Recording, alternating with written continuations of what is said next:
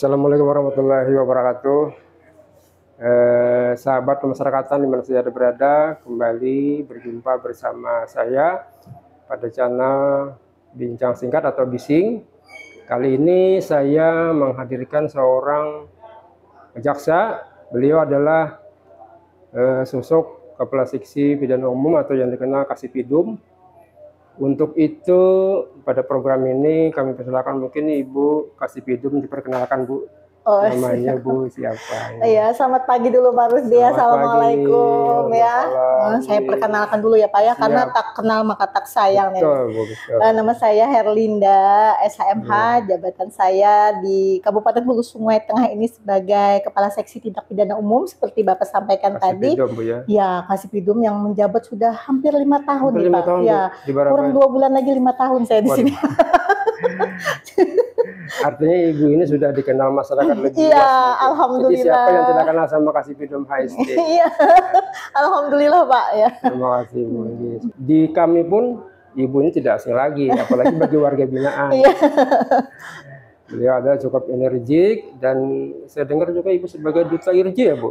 Ya, kebetulan saya pada tanggal 5 Juli tahun 2024 dapat award, Jaksa Award penegakan hukum secara restoratif justice. Iya. Yang diselenggarakan di mana Bu? Di Jakarta, se-Indonesia itu untuk seluruh jaksa di Indonesia. Dari sekian ribu jaksa, alhamdulillah saya masuk sebagai award, Jaksa Award. Luar biasa. Tepuk tangan dong, buat Kasipidum. Thank you.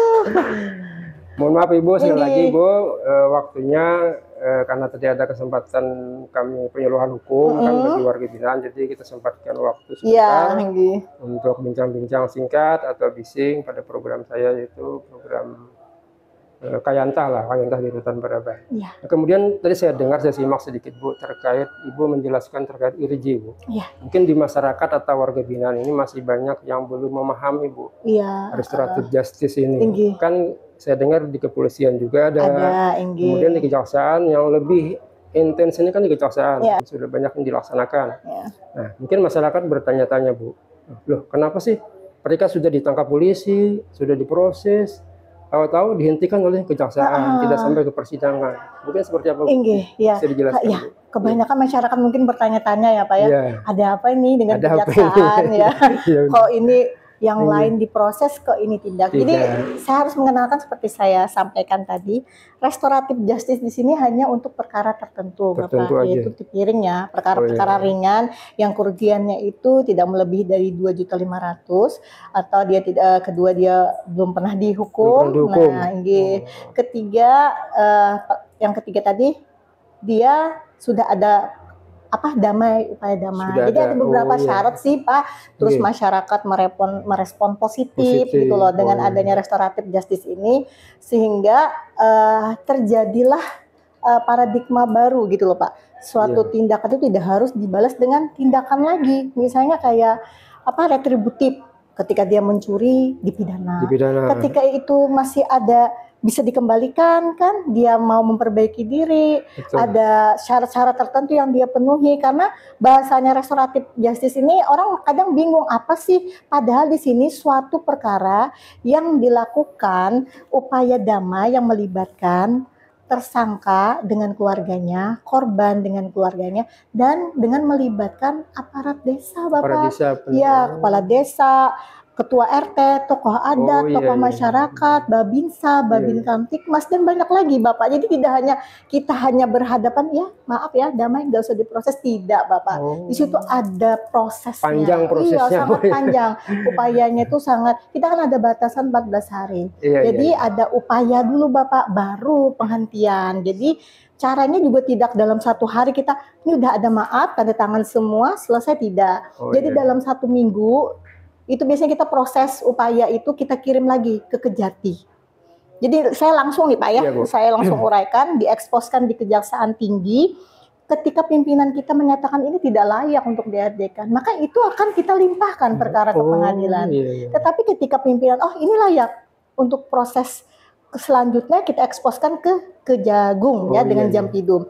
Jadi setelah itu kita laporkan lagi terus kita expose lagi Pak via Zoom, kita tayangkan tayangannya ini Pak dengan bukti video kita melaksanakan, terus itu juga dengan administrasi itu digali lagi oleh pimpinan di Kejagung. Ketika layak, maka kita akan menghentikan. Jadi belum 100% pasti Bu ya? Tidak pasti. Begitu diajukan RJ, dia sudah berangan-angan, oh saya mau bebas. Karena pimpinan kita benar-benar selektif. Ketika kita upaya, kita juga tidak melakukan di kantor Pak. Oh iya benar. Kita melakukannya kebetulan yang mungkin saya dapat nominasi kemarin karena adanya rumah restoratif terbanyak. Yang banyak sih banyak ya Pak ya, yang lain kayak 200 sekian, tapi ya berfungsi rumah restoratif justice kita ini berfungsi Pak. Iya, betul, Bu. Selain saya melakukan face to face untuk datang ke rumah restoratif justice di desa-desa, saya bisa menggunakan dengan via Zoom. Jadi aktif. Betul. Jadi teman-teman kepala desa itu ketika ada permasalahan sebelum ke APH dia langsung menghubungi dulu Bu bagaimana ini. Jadi kalau saran saya ketika perkara itu ancamannya di bawah dari 5 tahun, kerugiannya tidak lebih dari 2.500.000 dan dia belum pernah dihukum, kenapa sih kita tidak melakukan RJ gitu. Kemudian perkara apa aja Bu yang kira-kira bisa diujikan? Perkara tipiring ya Pak yang di bawah 5 tahun seperti pencurian 362, 351, KDRT juga bisa. KDRT bisa. Kemudian narkoba bisa juga. Nah, kalau narkoba itu kita ada dasarnya pedoman nomor 18 tahun 2021 Bapak.